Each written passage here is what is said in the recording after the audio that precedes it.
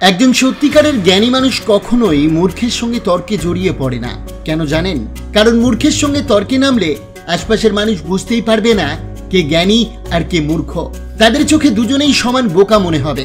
সেই মুহূর্তে জ্ঞানীর জ্ঞান, যুক্তির গভীরতা বা চিন্তার উচ্চতা কেউ দেখতে পাবে না, কারণ সে নিজেকে টেনে এনেছে এমন এক স্তরে যেখানে যুক্তি নয়, জেদার অহংকার চলে।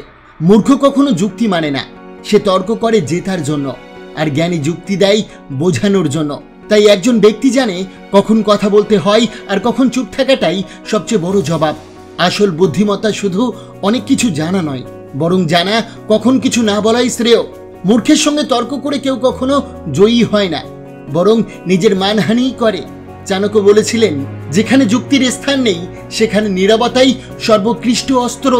তাই জ্ঞানী ব্যক্তি চুপ থেকে নিজের মর্যাদা রক্ষা করে, আর মূর্খ নিজের অভিজ্ঞতা দেখিয়ে হাস্যকর হয়ে ওঠে। একদিন দুটি গরু একটি জলাশয়ের পাশে দাঁড়িয়েছিল। হঠাৎ প্রথম গরুটি বলে উঠল, ওই দেখেছো, জলের মধ্যে যে বসে আছে ওটা একটা কুমির। দ্বিতীয় গরুটি চোখ সরু করে তাকিয়ে বলল, না না, ভুল দেখছো, ওটা কোনো কুমির নয়, ওটা একটা গাছের গুড়ি। প্রথম গরুটি একটু চিন্তায় পড়ে গেল, তবু সে নিজে চোখে যা দেখেছে তা ভুলতে পারল না। সে আবারও বলল, বিশ্বাস করো, আমি নিশ্চিত ওটা একটা কুমির। খুব ধীরে নিঃশ্বাস নিচ্ছে, নড়ছে, তাকাচ্ছে। কিন্তু দ্বিতীয় গরুটি নিজের কথাতেই অনড়। সে কিছুতেই মানতে রাজি নয়। তার যুক্তি একটাই, আমি যেটা ভাবছি সেটাই সত্যি। দুজনের মধ্যে তর্ক বাড়তে থাকলো। অবশেষে প্রথম গরুটি নিজেকে প্রমাণ করার জন্য জলাশয়ের ধারে এগিয়ে গেল, আর প্রমাণের জন্য সাহস করে সেই কুমিরের উপরে লাফ দিল। আর ঠিক তখনই ঘটে গেল ভয়ানক ঘটনা। কুমিরটি চোখের পলকে গরুটিকে চেপে ধরে জলাশয়ের গভীরে টেনে নিয়ে গেল। সবকিছু চুপচাপ, শুধু জলাশয়ের ঢেউগুলো একটু নড়ল। দ্বিতীয় গরুটি স্তব্ধ হয়ে গেল। এবার সে বুঝতে পারল, হ্যাঁ, ওটা সত্যিই একটা কুমির ছিল। এই উপলব্ধি থেকে সে অন্য একটি গরুকে গিয়ে বলতে শুরু করলো, শোনো ভাই, ওটা একটা কুমির, সাবধান থেকো। কিন্তু সেই তৃতীয় গরুটিও আগের মতোই বলল, ধুর, কিসের কুমির, ওটা তো স্পষ্ট গাছের গুড়ি। এভাবেই শুরু হলো এক চক্র। একজন মরে প্রমাণ করে যায়, আর পরবর্তী সেই ভুলেই জীবন দিয়ে দেয়। এই গল্পটা শুধু দুটো গরু বা একটা জলাশয়ের গল্প নয়, এটা আমাদের জীবনের প্রতিচ্ছবি। আমরা প্রতিদিন এমন মানুষদের সম্মুখীন হই যারা ভুল ধারণা নিয়েই বেঁচে থাকে, যারা কোনো যুক্তি মানে না। তারা যা ধরে নিয়েছে সেটাকেই চরম সত্যি ভাবতে চায়। তুমি যদি তাদের বোঝাতে চাও, তারা তোমাকে বোকা মনে করবে। তুমি যদি তাদের ভুল প্রমাণ করতে চাও, হয়তো তোমাকেই ক্ষতি সহ্য করতে হবে। এদের সঙ্গে তর্ক করে নিজের সময়, শক্তি, শান্তি নষ্ট করার মানেই হয় না। তবু আমরা এড়িয়ে যেতে পারি না, কারণ এই মানুষেরা হতে পারে আমাদের পরিবারের সদস্য, আমাদের সহকর্মী, প্রতিবেশী বা এমন কেউ যাকে এড়ানোই কঠিন। তাহলে কি করণীয়? চুপ থাকা সবসময় সম্ভব নয়। তাই আপনাকে জানতে হবে কিভাবে এই ধরনের মানুষদের সঙ্গে কথা বলতে হয়, যাতে নিজেকে অপমানিত না করে শান্তভাবে সরে আসা যায়। তর্ক নয়, বুদ্ধিমত্তার সাথে কথা বলা, তাদের মতের সম্মান রেখে নিজের পথ বেছে নেওয়া। চাণক্য বলেছিলেন, যে ব্যক্তি অন্ধের কাছে রঙের বর্ণনা করে, বধিরের কাছে সঙ্গীত বাজায়, সে নিজেই মূর্খ। তাই প্রতিটি তর্ক তর্ক নয়, কিছু তর্ক থেকে দূরে থাকাই প্রকৃত জ্ঞানের পরিচয়। তাই মূর্খ ব্যক্তির সাথে তর্কে জেতার 5টি কৌশল অবশ্যই আপনাকে জানতে হবে। প্রথমত, শান্তভাবে সম্মতি জানিয়ে নিজের পথ নেওয়া। অনেক সময় এমন মানুষের সঙ্গে তর্কে না গিয়ে সাময়িকভাবে হ্যাঁ বললেই নিজের পথে চলে যাওয়াটাই শ্রেয়। এটা কোনো দুর্বলতা নয়, এটা কৌশল। যেমন কেউ যদি জোর দিয়ে বলে, আমি বলছি এই পথেই সবচেয়ে দ্রুত যাওয়া যায়, আপনি তখন বলুন, তাই নাকি, দারুণ, আমি একটা আলাদা পথ দেখেছি, সেটাও একবার দেখি না কি হয়। এইভাবেই আপনি তার কথা মান্যতা দিয়ে তর্ক না করেই নিজের কাজটা চালিয়ে যেতে পারবেন।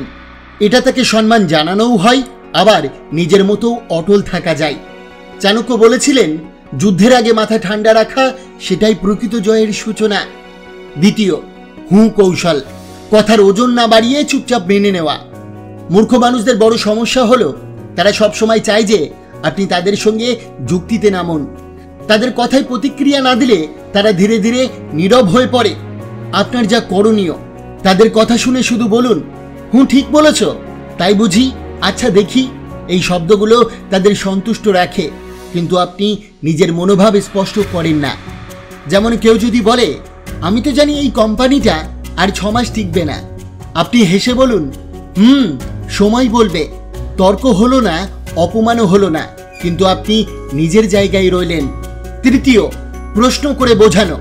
প্রতিটি বিতর্কে যদি আপনি প্রশ্ন দিয়ে জবাব দেন, তাহলে কথোপকথনের রাশ আপনার হাতে থাকবে। এতে আপনি কোনো সরাসরি বিরোধিতা না করে তাকে চিন্তা করতে বাধ্য করবেন। যেমন যদি কেউ বলে, তুমি তো বোকার মতো কাজ করছো, আপনি জিজ্ঞাসা করুন, তুমি কি একটু বুঝিয়ে বলতে পারো কোথায় ভুলটা করেছি? বা তুমি কি ভাবো এটা সবসময় খারাপ হয়? এই প্রশ্নে সে হয় হোঁচট খাবে, না হয় ভাবতে বসবে। দুভাবেই আপনি জিতে যাবেন।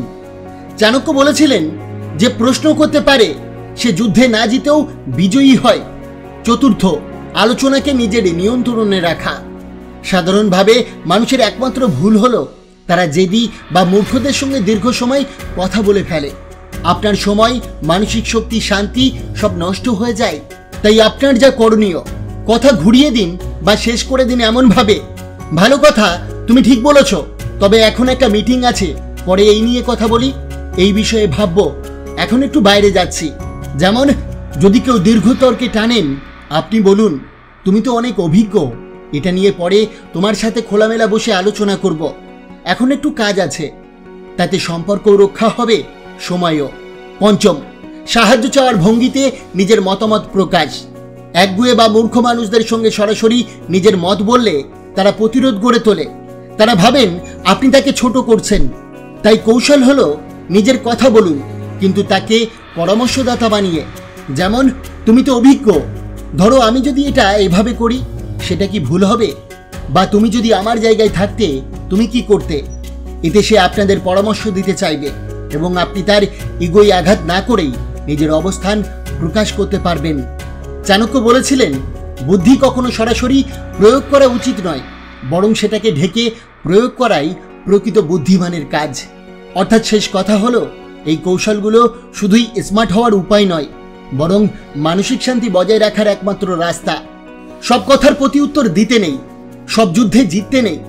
কখনো চুপ থাকা, কখনো হাসি মুখে সরে যাওয়া, সেটাই আপনাকে সবার থেকে আলাদা মানুষ করে তোলে। বন্ধুরা, আশা করি আজকের এই ভিডিওটি আপনার অনেক ভালো লেগেছে। অবশ্যই ভিডিওটিকে একটি লাইক করবেন, কমেন্ট করবেন, প্রিয়জনের কাছে শেয়ার করতে ভুলবেন না। আপনাকে অসংখ্য ধন্যবাদ ভিডিওটি শেষ পর্যন্ত দেখার জন্য।